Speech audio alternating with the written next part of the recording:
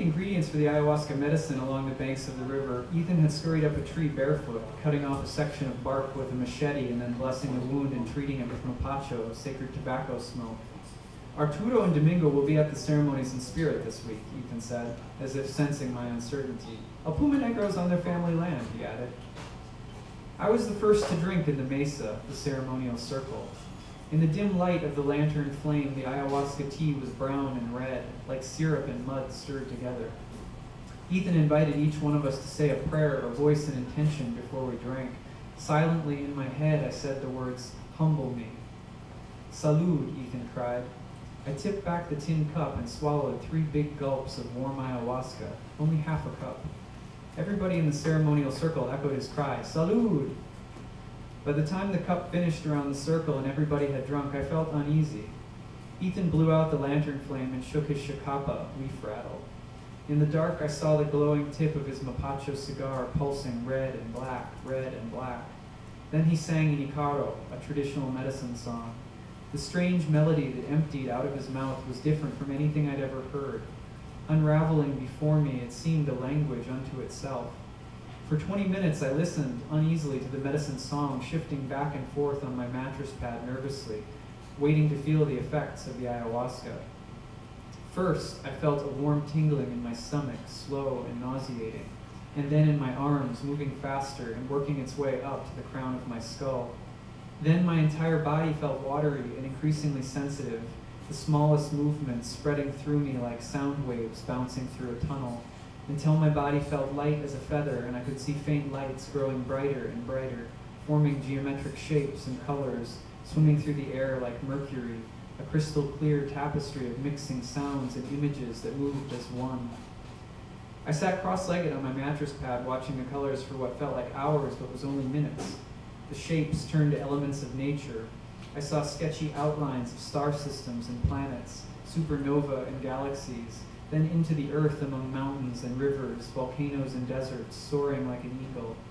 Then, as if the song had found its way from the farthest reaches of space to the exact location of the mesa on top of a hill in the Amazon jungle of Peru, I saw animals from the rainforest, snakes and jaguars, parrots and spiders, pink river dolphins and monkeys, and green vines descending into the mesa.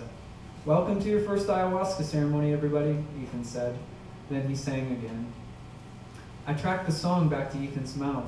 The Icaro medicine song was not being sung by a person to an audience, but rather it was channeled.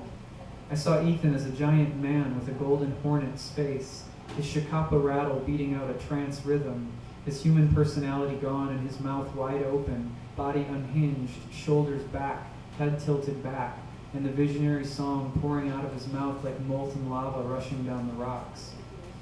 My body and all of my perceptions melted into the vision-producing Icaro, just as the Icaro became the colors and shapes, the shapes changing into images, and just as Ethan transformed into the Icaro itself, I too merged into the visions and music. A panic rose into my chest. What have I done? I thought to myself. Am I going to lose it? My questions left me like water and streamlined into visions. The question, what have I done, repeated itself over and over again. The sounds of the words and syllables warped and shimmered, speeding up and slowing down. A trail of spectacular colors moved above my head. Then I saw an old man on his knees in the center of the mesa. He raised his hands to the sky with a desperate look on his face. It was as if my question, what have I done, had been transformed into a universal symbol. No sooner did my question merge into the medicine song and vision soup than the answer came in another vision. I saw the old man on the ground again, this time shaking and screaming. The image floated above me in the mesa, his hands on his face, his neck and head seizing violently, his mouth opening wide and his body collapsing into convulsions. All the while I heard my question in his expressions, what have I done? What have I done? Shoo, shoo. Ethan blew sharply through his mouth. As soon as he blew through his lips, shoo, shoo, a dragon soared into the mesa, opened its mouth, and swallowed the image of the old man. I burped loudly, and a swamp-sized cloud of gas released from somewhere deep inside my body. Then the dragon spit the old man out like regurgitated food.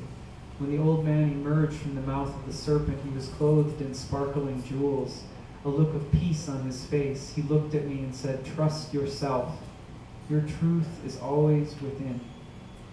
Diamonds and stars descended gently through the mesa, perfectly aligned with the rhythm of Ethan's Shakapa and magical Ikaro song. It could have taken years to realize how frequently my questions were statements and my statements cynical. Although I had phrased them as questions, what have I done? Am I going to lose it? I had said something direct. I had said to myself, I have done the wrong thing, and I am afraid to lose control.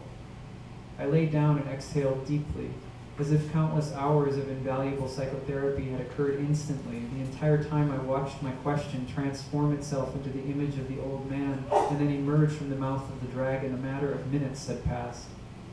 As my second rhetorical question, am I going to lose it, unfolded into the soup of mesa visions and Ikaro music, it was clear that others in the mesa shared my fear. Several people moaned and somebody burped. The human noises in the mesa said, we are losing control. The medicine boiled inside of us. Ethan's Ikaro picked up. I curled into the fetal position. The visions moved faster. So that's the first segment, which I'll return to in a moment. But what comes next in the book, and the kind of pattern the book takes, is to come out of these intense ayahuasca experiences and to move into backstory, and then to come back into the ceremonial experiences, which I feel in many ways mirrors the healing experience of looking at your life in these ceremonies. So the next chapter is called Limbo and Lydia, and I'll just read a little portion of it so you have a sample of the backstory. In the New Testament book of Acts, Lydia was a widowed merchant of purple cloth. The color purple in the Greek Mediterranean symbolized royalty. In the Greek language of the New Testament, Lydia was called a worshiper of God. This meant Lydia was an outsider, commonly called a Gentile, who worshipped the Jewish God by choice, not tradition. She became famous for converting to Christianity and secretly housing the outlaw Christian preacher, Paul, who baptized Lydia at her home near Philippi as he traveled across the Mediterranean writing the New Testament epistles. Shortly after Paul's conversion visit with Lydia and her baptism, he was imprisoned in Philippi with his companion, Silas, for breaking Roman regulations regarding his espousal of the universal Christian gospel that transcended Roman religious authority. In Paul's evangelism to Lydia, there was no longer Jew or Gentile, male or female, Greek or Roman, but one true God of the universe, who lived within everything and all people, everywhere the same. Paul and Silas were said to have escaped Philippi when an earthquake destroyed their prison cell.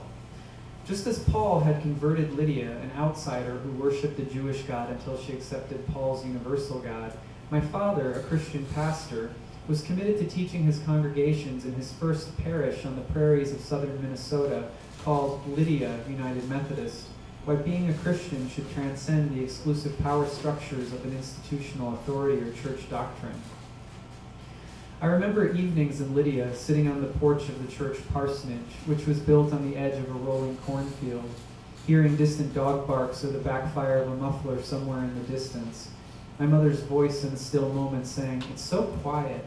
My father looking up into the pink clouds, the purple sky, saying, "It's good to be alive."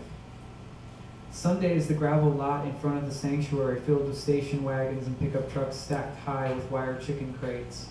My father wore a long black robe. I waited in line with the adults to shake his hand after his sermon, after the benediction was finished and the last organ notes faded.